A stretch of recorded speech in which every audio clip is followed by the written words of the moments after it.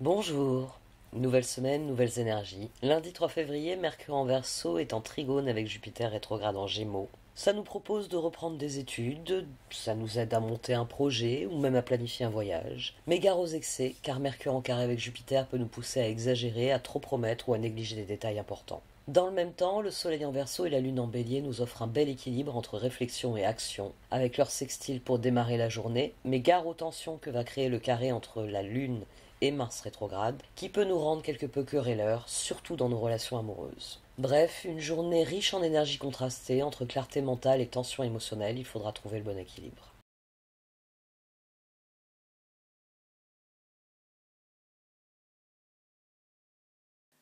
Voici donc le tirage du lundi 3 février qui vient nous parler de nos objectifs, qui vient nous parler de ce que nous devons ancrer dans notre vie. Et cette position m'intrigue. J'arrive pas à en détacher mes yeux. On va y venir. On a le 2 d'épée et le chevalier d'épée. Ici, on a le roi de coupe. Ici, on a le chevalier de coupe. Ici, on a l'impératrice. Il y a beaucoup de figures parce qu'il y a un choix à faire avec lequel on doit être pleinement en accord. Mais pour cela, il va falloir d'abord lâcher prise. Il y a un choix à faire, mais les cartes, elles nous répondent, d'abord, il faut que tu acceptes le lâcher prise. Quoi que ça représente. On a le chevalier de coupe et le 8 de coupe. Alors, le lâcher-prise, ça peut représenter une guérison, ça peut représenter la confiance retrouvée, ça peut représenter la foi retrouvée. Ah oui, mais du coup, j'en reviens encore à cette... Parce que cette position, c'est la position négative. Qu'est-ce qui pourrait nous empêcher de... Ah, c'est peut-être ça, oui. Ce qui pourrait nous empêcher de progresser durant la journée. Et ici, on a donc le pape, le chevalier d'épée et l'as de coupe. Quelqu'un qui plonge profondément dans ses émotions, sa guérison. Donc j'ai du mal à voir ça comme une position négative. Mais peut-être qu'on a ici quelqu'un qui s'accroche et qui refuse le lâcher prise, justement. Qui préfère en rester à ce qu'il a vécu. Le pape, je vous rappelle que le mauvais côté du pape, c'est le dogmatisme. Donc on peut avoir un chevalier d'épée qui n'en revient qu'aux serments, qui n'en revient qu'aux promesses, qu'elles étaient tenues ou pas, qui n'en revient qu'à tout ce qui peut y avoir dans un pape dogmatique.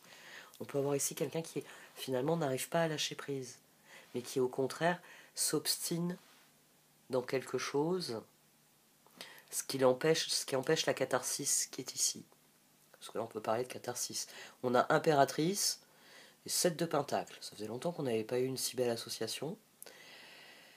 J'étais assez impatiente de revoir à nouveau l'impératrice, que je trouve que je ne l'ai pas beaucoup vue dans les tirages ces derniers mois. Et là, j'essaye de la... Voilà, parce qu'elle est vraiment très jolie.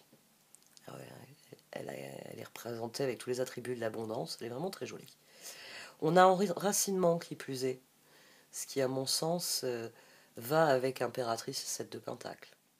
Enracinement, quand vous vous détachez de la conscience d'habiter un corps et de vivre dans le monde physique, vous n'êtes plus enraciné. Bien qu'il soit agréable de flotter sur un nuage, votre travail et votre attention sont utiles ici-bas. Nous vous aidons à équilibrer en vous le spirituel et le matériel pour que vous puissiez apprécier une vie épanouissante sur Terre.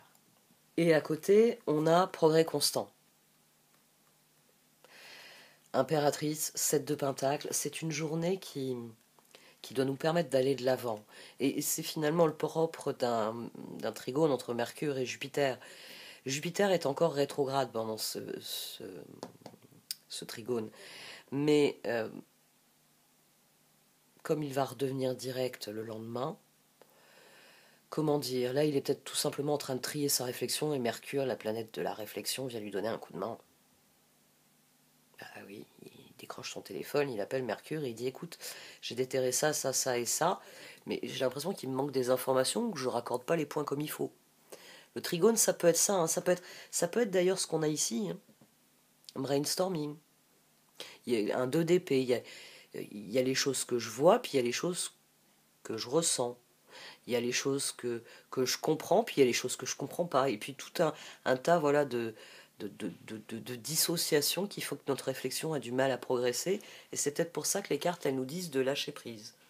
Elles nous disent, mais non, c'est pas le moment de se prendre la tête, c'est le moment de regarder les choses devant soi et de décider où il est le plus cohérent de semer des graines.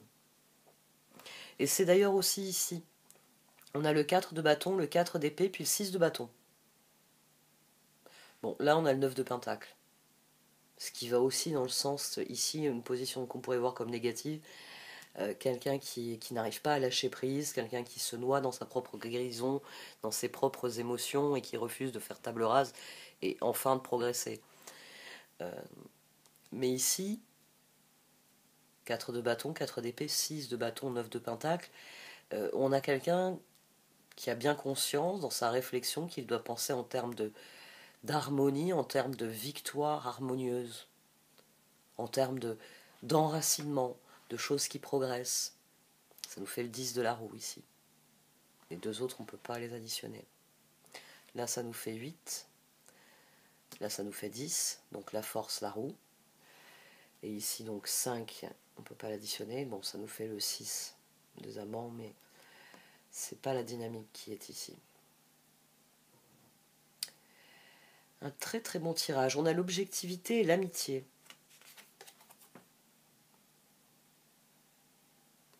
L'amitié. Alors, vu que ces derniers jours, ça nous avait pas mal parlé des autres, là, on peut pas dire qu'il y ait vraiment... Enfin, si, dans le 4 de bâton. Ah, c'est peut-être ça. Peut-être que pour certains d'entre nous, la réflexion qui va être victorieuse, ça va être de penser en termes d'amitié, sur qui je peux compter, avec qui je peux le faire, avec qui ce sera amusant de vivre telle ou telle aventure. Faites preuve d'objectivité, quoi qu'il en soit, même si le roi de coupe vient nous dire que notre cœur doit parler, mais il faut être objectif. Mercure, Jupiter, ils réfléchissent avant toute chose. Donc autant avoir l'esprit clair quand on va lancer de nouvelles graines, quand on va lancer de nouveaux projets. Ça reste de très belles énergies pour la... J'avais dire la nouvelle année. Oui, quelque part, je me dis que la nouvelle année n'a vraiment commencé qu'avec la nouvelle lune en Verseau et avec le nouvel an chinois. C'est assez... comme si on avait eu une rampe de lancement à Noël qui s'était un peu enrayée, ralentie, pour nous laisser le temps de guérir. Et puis là, ces dernières semaines, on a à nouveau une accélération parce que il est temps de lâcher prise et de préparer le renouveau du printemps. Je recommence à avoir du soleil dans mon bureau. Ça fait déjà quelques jours parce qu'on est, enfin, on a l'appartement qui donne sur un espèce de carré d'immeuble avec un grand espace vert au milieu. Mais l'immeuble de droite, il nous coupe le soleil une partie de l'année, enfin, au cœur de l'hiver. Donc j'avais plus de soleil dans mon bureau depuis novembre. Fin novembre, allez. Ouais, fin novembre. Et là, je recommence à avoir du soleil le matin qui vient toucher le ras des feuilles. C'est mes orchidées qui vont être contentes. Elles n'ont pas fleuri cette année, je les ai rempotées l'année dernière. Du coup, cette année, il n'y a que celles dans la chambre de mes filles qui ont fleuri. Ah, et celle-là aussi. Celle-là, elle a fleuri. Bon, voilà, c'était mon quart d'heure météo, ça m'arrive de temps en temps. J'arrête là. Merci de m'avoir écouté, vous pouvez liker, commenter ou partager cette vidéo. Au revoir.